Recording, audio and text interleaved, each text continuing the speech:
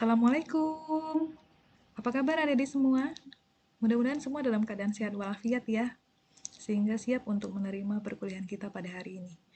Ubur-ubur, laba-laba, jangan tidur. Hari ini kita harus belajar dengan rasa bahagia.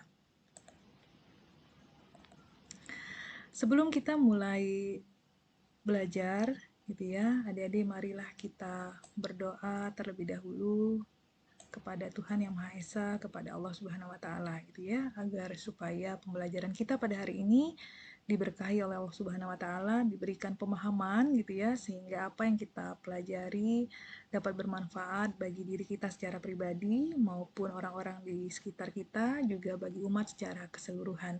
Saya tuangkan doa secara Islami di sini, dan adik-adik yang beragama non-muslim silakan berdoa dengan agamanya masing-masing. Berdoa, mulai.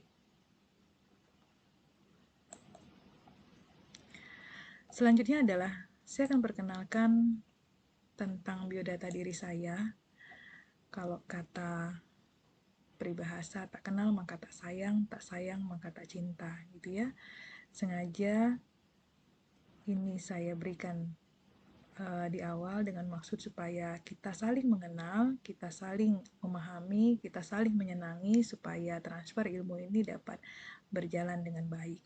Nama saya Miliza Miarti, saya lahir di Palembang pada tanggal 2 Mei 1982. Saya istri dari 1 orang suami dan 4 orang anak, ya.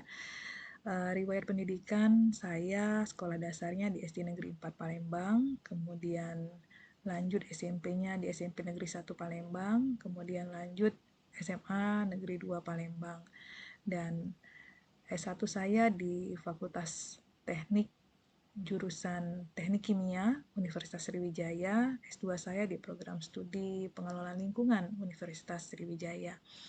Lepas dari S2 saya langsung bekerja di Politeknik Akamigas Palembang gitu ya. Pada saat itu Politeknik Akamigas Palembang baru berdiri di tahun 2006, dan alhamdulillah saat itu saya dipercaya menjadi ketua program studi Teknik Analisis Laboratorium Migas. Kemudian tahun 2009 saya menjadi pembantu direktur bidang akademik Politeknik Akamigas Palembang, dan sampai dengan sekarang saya diberikan amanah besar gitu ya, yaitu untuk menjadi direktur Politeknik Akamigas Palembang. Mata kuliah yang akan kita pelajari pada hari ini adalah tentang minyak bumi dan produk. Mata kuliah ini punya bobot SKS 3 SKS selama semester 3 gitu ya, akan kita pelajari. Adik-adik, sebelum kita mulai membahas mengenai materi-materi perkuliahan ini, kita akan menyepakati dulu tentang kontrak perkuliahan kita gitu ya. Harapannya supaya proses perkuliahan ini dapat berjalan dengan baik. Hal-hal yang perlu disepakati adalah mohon diingat ya, dan ini hukumnya wajib untuk ditaati.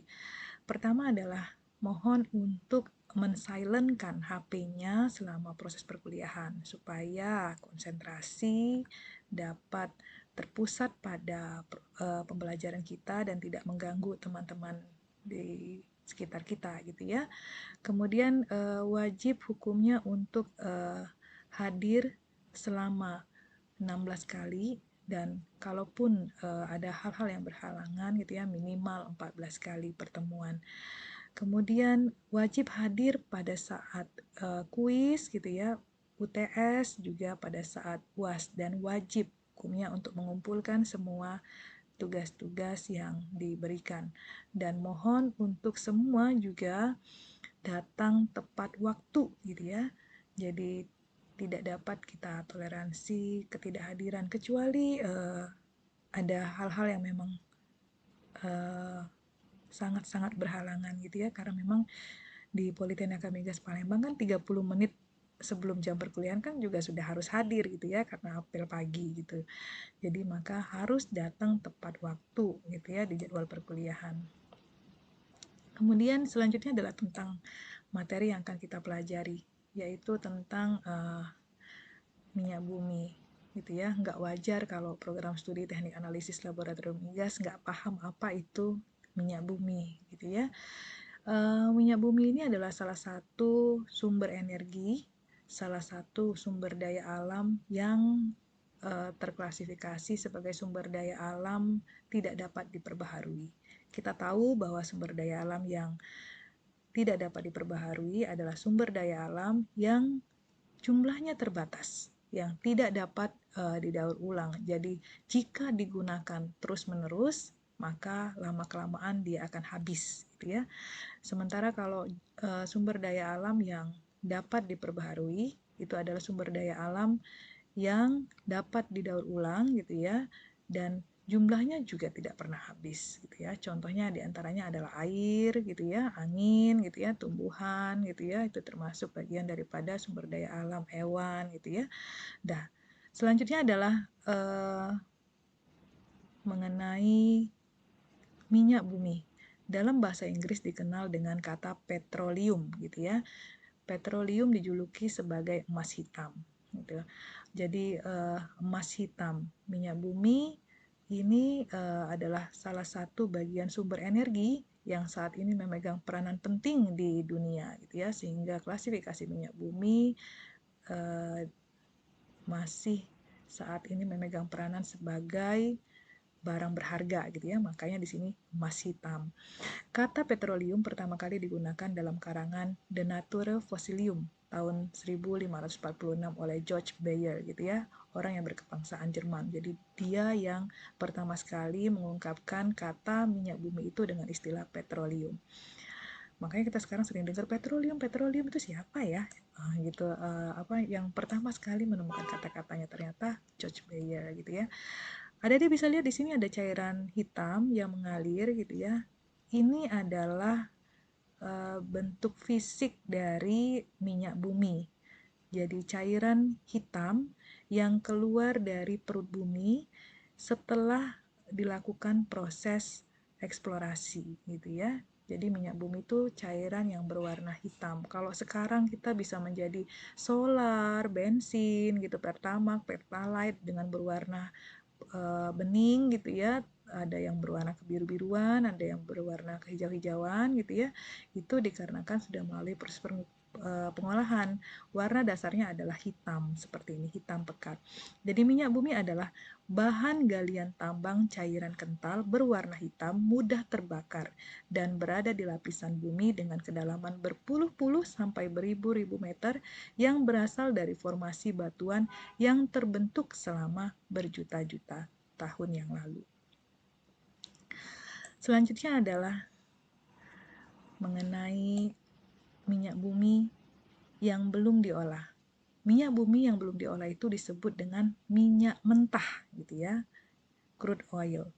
Minyak mentah ini belum dapat digunakan, jadi belum bisa dipakai untuk kendaraan-kendaraan bermotor ataupun untuk sumber energi di industri-industri, gitu ya, karena memang belum diolah.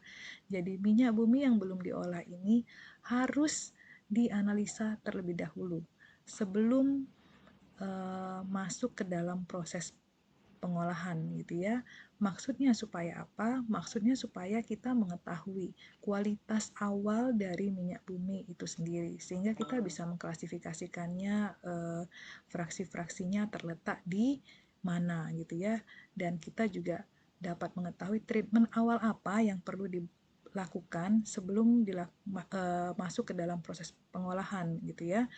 Jadi tidak semua kandungan minyak bumi ini aman bagi proses pengolahan. Ada impurities, gitu ya, hal-hal yang memang harus dibuang, gitu ya, karena memang akan berdampak buruk terhadap proses pengolahan. Dampaknya apa? Dapat menyebabkan diantaranya adalah proses perkaratan pada peralatan pengolahan, sehingga umur peralatan kalau kita teruskan, kita diamkan saja ada impurities, maka akan cepat rusak, gitu ya. Jadi industri juga akan rugi kalau sebentar-sebentar ada perbaikan, sebentar-sebentar ada perbaikan, gitu ya. Oke, baiklah, itu saja materi yang akan kita pelajari pada hari ini. Kita akan bertemu lagi pada perkuliahan selanjutnya, gitu ya. Mohon persiapkan diri dengan baik. Silakan adik-adik mempelajari materi yang selanjutnya untuk kita bahas pada pertemuan yang selanjutnya. Sebelum kita menutup perkuliahan pada hari ini, marilah kita membacakan doa terlebih dahulu. Doa setelah kita belajar agar apa yang kita pelajari pada hari ini Allah memberikan pemahaman, gitu ya. Allah mudahkan kita untuk mencernanya sehingga kita memahami materi ini. Terima kasih. Wassalamualaikum warahmatullahi wabarakatuh.